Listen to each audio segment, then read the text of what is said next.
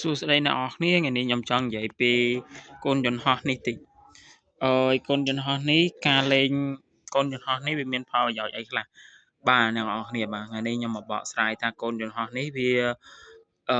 យើងលេងទៅបានផលប្រយោជន៍អីគេទី1យើងធ្វើវីដេអូឲ្យគេមើលទី2យើងធ្វើគេមើលគេសុវ័យបាទហើយយើងលេងខ្លួនឯងក៏សុវ័យហើយមិនប៉ុណ្ណាណីនៅលេងកូនយន្តហោះដូចក្មេងអញ្ចឹងឈប់ស្ដាប់ខ្ញុំសិនរឿងនឹងបែបនេះ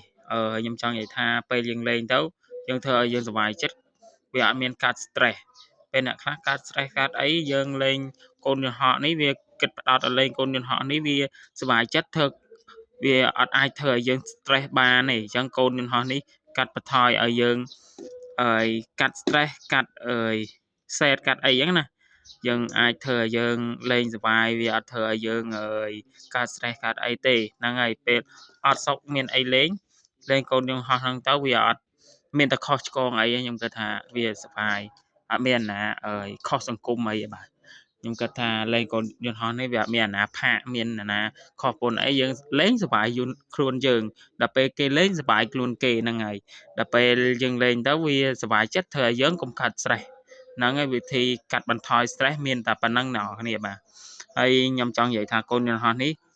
បងប្អូននឹងទិញបានទិញតែមួយ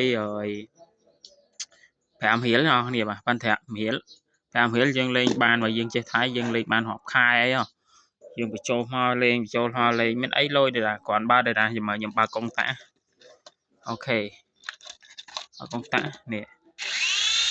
ខ្លាំងហ្មងហោះលុយបងនោះវិលហោះលុយហើយគេចេះធ្វើមកញ៉ាប់ក្មេងលេងតែមិនចាំបាច់តែក្មេងសម័យនេះធំក៏យើងអាចលេងបានដែរមិនថាឲ្យយើងចង់លេងណោះគ្នាបាទខ្លាំងហើយខ້ອຍខ្លាំងហើយហោះហើយកន្លែងមកហោះបាត់គឺកម្លាំងវាខ្លាំងគ្រាន់បើដែរថ្មកាន់គួរសមលេងបានយូរដែរតាអាសេរីនេះខុសសេរីមុនអ្នកគ្នាបាទ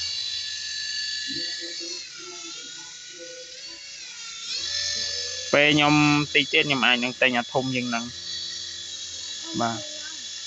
ពេលយើងមានលុយយើងអាចទិញអាធំជាងហ្នឹងហើយទិញប្ររាប់យើងទិញប្ររាប់ជាតាណាតំណឹងអញ្ចឹងណាហើយដល់ពេលទៀតយើងអាចនឹងកែច្នៃអ្វីផ្សេងទៀតដែលតាមការនឹកឃើញនៃកម្មការចង់លេងរបស់យើងហ្នឹងយើងធ្វើឲ្យខ្លួនឯងសុវ័យចិត្តកុំធ្វើឲ្យខ្លួនឯងកើតទុកអីពេលនេះយើងចេះលេងខ្លះទៅខ្ញុំនិយាយចឹងហ្មងព្រោះអីខ្ញុំលេងហ្នឹងវាឲ្យវាហោះលយមើលទៅបើយើងលេងយើងយើងហោះលយហ្នឹងហើយវាមិនអន់ទេយើងលេងវាយលយហើយតិចទៀតអាចនឹងទិញឡានជាខ្នាតលយអាមួយ20 30រៀលទិញអាមួយហ្នឹងតែអាឡានជា20 30រៀលយើងលេងទៅវាលយដែរវាលយអូខេអ្នកនរគ្នាចឹងហើយខ្ញុំចូលចិត្តនិយាយរួមខ្ញុំផ្ទាល់ហ្មងចូលចិត្តកែច្នៃចូលចិត្តថតវីដេអូកូនឡាន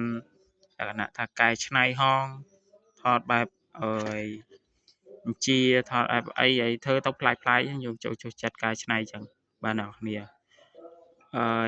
បើចូលចិត្តវីដេអូនោះកុំភ្លេចជួយ Subscribe ឆានែល YouTube អ្នកមួយវីដេអូក៏មានប៉ុណ្្នឹងអ្នកនរគ្នាបាយបាយជួបគ្នានៅវីដេអូក្រោយ